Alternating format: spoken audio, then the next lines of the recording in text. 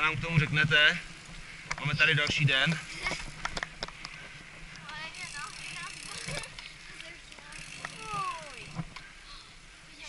Co?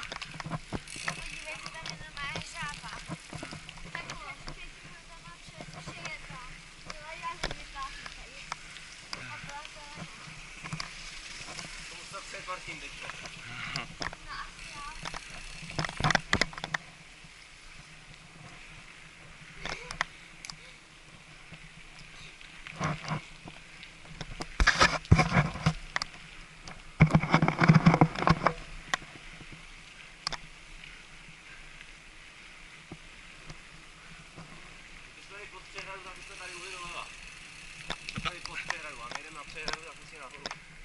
A tam se nedá, kdybychom jeli tady doleva a pak to tam jako vyjet naspát na tu silnici, to nejde.